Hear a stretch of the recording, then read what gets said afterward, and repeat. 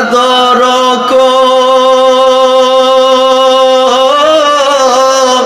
করিয়া মানুষ আল্লাহ বানায়া কেমনে দিবা জাহান্নামে ফালায়া কেমনে দিবা জাহান্নামে ফালায়া এ জীবনে না করিলাম বন্দেগি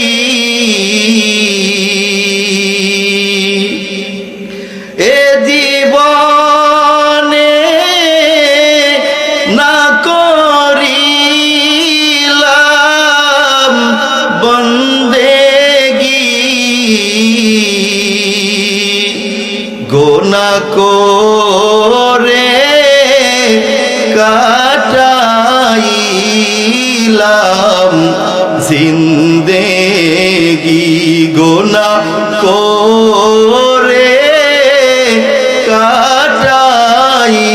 কাটাইলাম জিন্দেগি তওবা করে আবার তওবা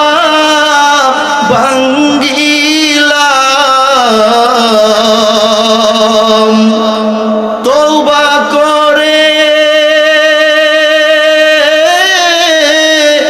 আবার তওবা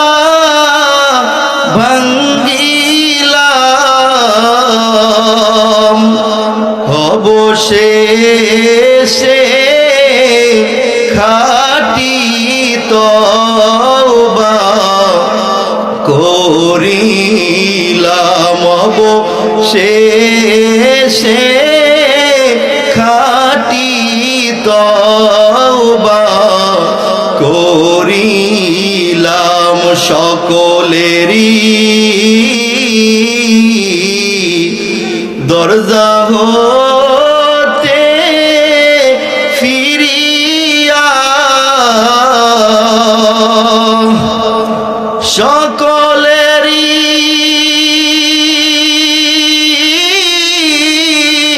দরজা হতে মাওলা ফিরিয়া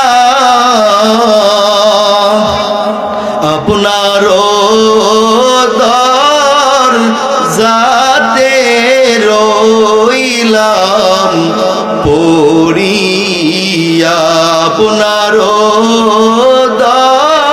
দরজাতে রইলাম পড়িয়া আপনার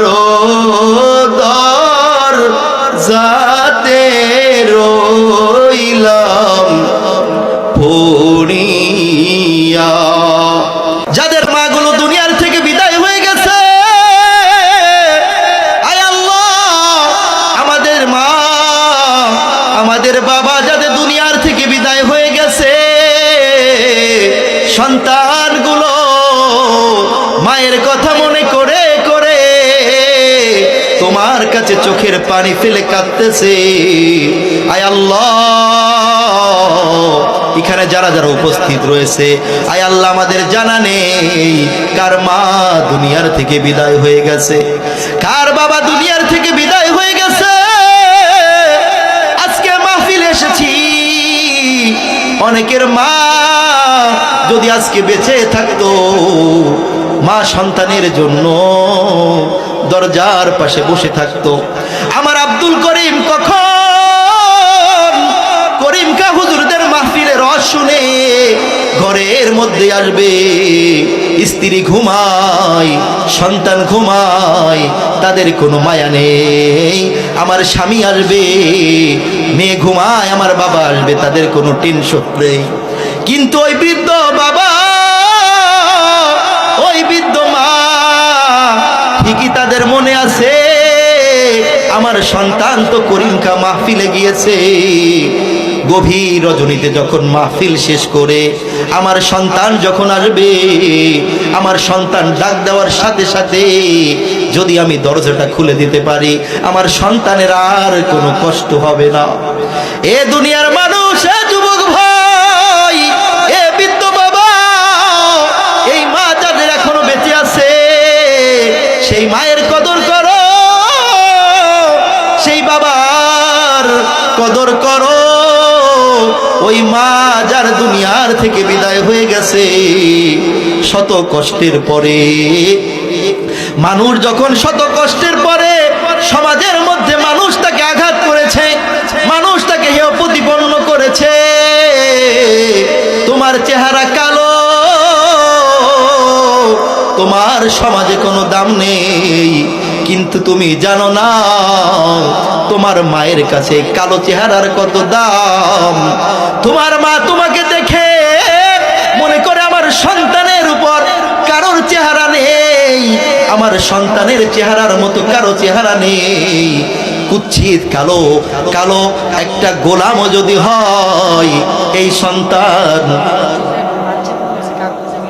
এ মুসলমান ইমানদার আল্লাহর গোলাম, ওই কালো সন্তানটাকে আমার মা কেমন ভালোবাসে জানো?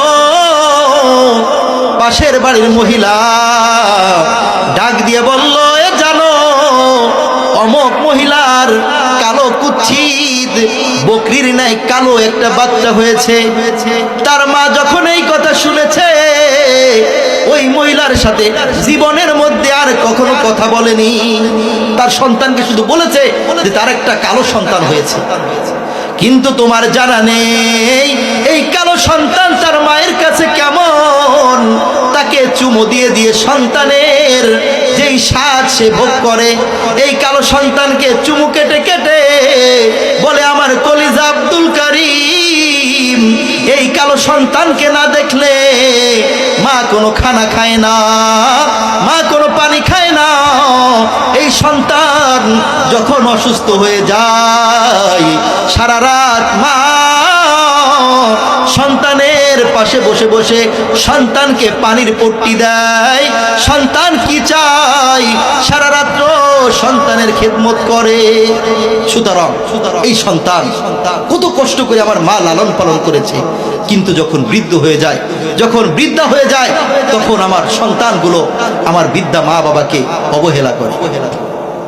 এ দুনিয়ার মানুষ ইমানদার আল্লাহর গোলাম, সেই মা বাবা যাদের দুনিয়ায় বেঁচে আছে মা বাবাকে কদর করো। অনেক মা আমাদের কাছে বলে, ও হুজুর আমার সন্তান আমাকে খাবার দেয় না, আমার সন্তান আমাকে ঘর থেকে বের করে দিছে, আমি সন্তানকে কত কষ্ট করে লালন পালন করিয়েছি, কিন্তু আমার সন্তান আমাকে এখন দেখতে পারে না, আমাকে দূর দূর করে ঘর থেকে বের করে দিয়েছে। এ যুবক ভাই, ওই মায়ের মনে কষ্ট দিও না, ওই বাবার মনে কষ্ট দিও না। ওই মা বাবা, ওই বিদ্যা মা বাবার পায়ের নিচে হলো সন্তানের জান্নাত। আল্লাহর নবী বলেন, এ গোলাম তুমি যদি জান্নাত খোঁজ করতে চাও তোমার মায়ের পায়ের নিচে খোঁজ করো। আল জান্নাতু তাহতা আকদামিল উম্মাহাত, আল জান্নাতু তাহতা আকদামিল উম্মাহাত, জান্নাত হলো মায়ের পায়ের নিচে।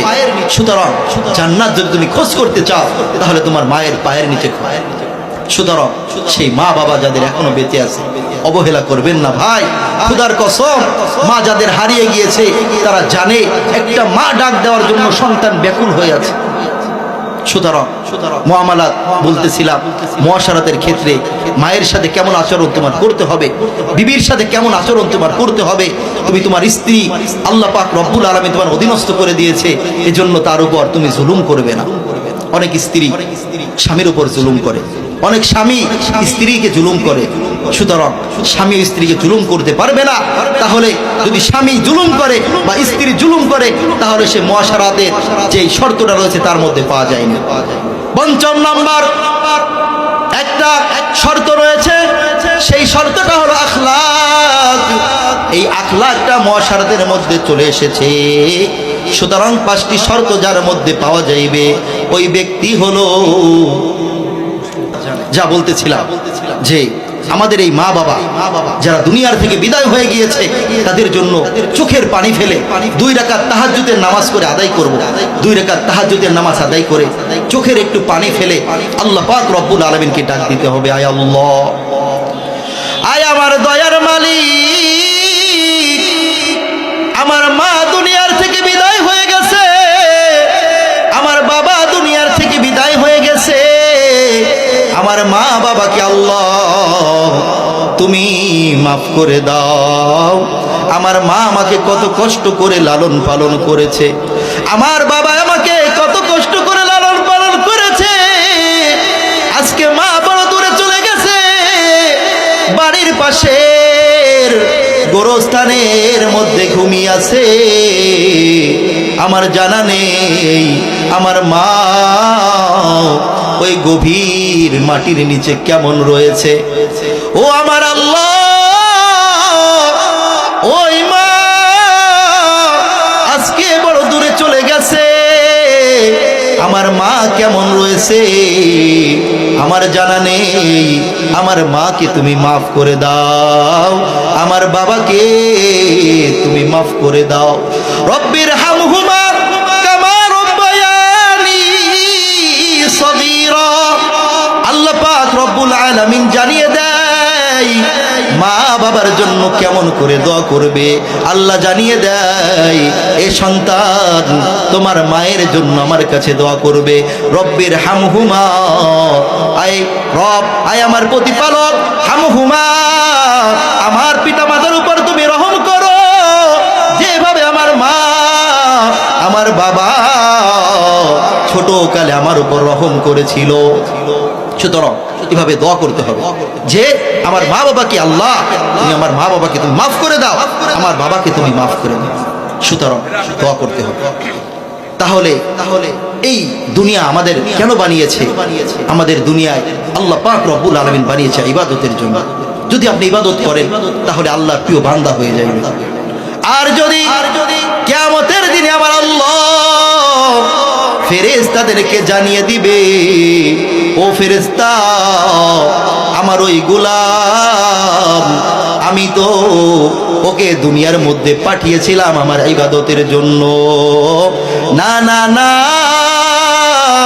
আমার গোলাম আমার ইবাদত করে নাই, আমার গোলাম জোহরের নামাজের আজান হয়ে গেছে, আমার গোলাম জোহরের নামাজে আসেনি, আমি আল্লাহর রহমতের নজর তাকিয়ে রয়েছি, আমার গোলাম আসরের নামাজে আসবে, না না আসরেও আসেনি, মাগরিবের সময়ও আসেনি, ইশারের সময়ও আসেনি, ফজরের সময় আসেনি। ও ফেরেশতা যাও যাও যাও, ওকে জাহান্নামের মধ্যে ফেলে দাও। জাহান্নাম চিৎকার করে বলবে, ও আল্লাহ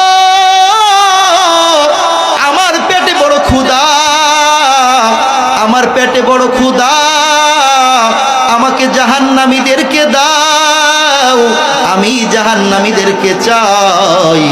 ফেরেশতারা 70,000 শিকল দ্বারা জাহান্নামকে ধরে রেখেছে, 70,000 শিকল দিয়ে জাহান্নামকে ধরে রাখে। জাহান্নাম বলে, আল্লাহ আমার পেটে বড় ক্ষুধা, আমার জাহান্নামীদেরকে দাও, আমার ক্ষুধা নিবারণ করব। জাহান্নামকে 70,000 শিকল দিয়েও ফেরেশতা ধরে রাখতে পারে না। এ দুনিয়ার মানুষ আল্লাহর গোলাম, ওই জাহান্নাম কেমন ভয়ানক হইবে। জাহান্নামের মধ্যে যখন একটা মানুষকে ফেলাইবে, এই মানুষের কোনো আকৃতি থাকবে না, পুরো একেবারে অঙ্গার হয়ে যাইবে। এ দুনিয়ার মানুষ, এই আল্লাহর গোলাম, আর যেই ব্যক্তি ভালো দুনিয়ার মধ্যে যে ইবাদত করছে, দুনিয়ার মধ্যে যে প্রিয় ভাজন ছিল, সমস্ত কিছু ফেলে দিয়ে আল্লাহর ইবাদতের জন্য মাশগুল হয়ে যাইত। ওই জান্নাতি ব্যক্তি, ওই আল্লাহর গোলাম ব্যক্তি দুনিয়ার মধ্যে নামাজ পড়ে চোখের পানি ফেলে মালিকের কাছে চাইতো, আল্লাহ যেভাবে তোমার সিজদা করতে হয় আমি আব্দুল করিম ওইভাবে তোমার সিজদা করতে পারি নাই, যেভাবে রুকু করতে হয় আমি করতে পারি না।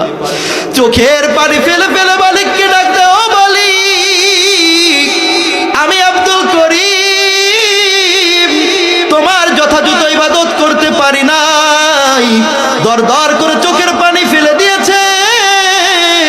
আমার আল্লাহ এই চোখের পানি এত প্রিয় হয়েছে, জাহান্নাম যখন বলে আল্লাহ আমার পেটে বড় ক্ষুধা, আমার দয়ার নবী ওইদিকে সিজদায় পড়ে কান্না করে, ও আল্লাহ জাহান্নামকে তুমি ফিরাও, জাহান্নামকে তুমি ফিরাও, আমার একটা উম্মতও যাতে জাহান্নামের মধ্যে না পড়ে। আমার আল্লাহ ডাক দিয়া যায়, ও আমার হাবিব, ও মুহাম্মদ তোমার মাথায় একটু উঠাও, তোমার উম্মতকে আমি জাহান্নামের মধ্যে ফেলবো না। আমার আল্লাহ জানিয়ে দেয়, ও ফেরেশতা আমার জাহান্নামকে এই পানি নিয়ে ছিটিয়ে দাও, আমার জাহান্নাম থেমে যাইবে। ফেরেশতা যখন ওই ব্যক্তির চোখের পানি নিয়ে যখন ছিটিয়ে দিবে, সাথে সাথে জাহান্নাম পিছনে ভাগতে থাকবে। ফেরেশতারা অবাক হয়ে যাইবে, ও আল্লাহ 70,000 শিকল দিয়ে জাহান্নামকে ধরে রাখতে পারি না, তুমি এমন কি পানি দিয়েছো, কি এমন পানি দিয়েছো? জাহান্নাম পিছনে ভাগতে লাগলো। আল্লাহ পাক রব্বুল আলামিনকে বলে, আল্লাহ এটা কি জমজমের পানি, এটা কি আবি হায়াতের পানি, এটা কি তোমার কোনো ভালো পানি? আল্লাহ জানিয়ে দেয়, ও ফেরেশতা এই পানি আবে হায়াতের পানিও না, জমজমের পানিও না, এটা হলো আমার ওই প্রিয় বান্দা আমার ভয়ের কারণে কেঁদে কেঁদে আমার কাছে যেই চোখের পানি ফেলাইতো, ওই পানির বরকতে জাহান্নাম পিছনের দিকে ভাগে। সুবহানাল্লাহ।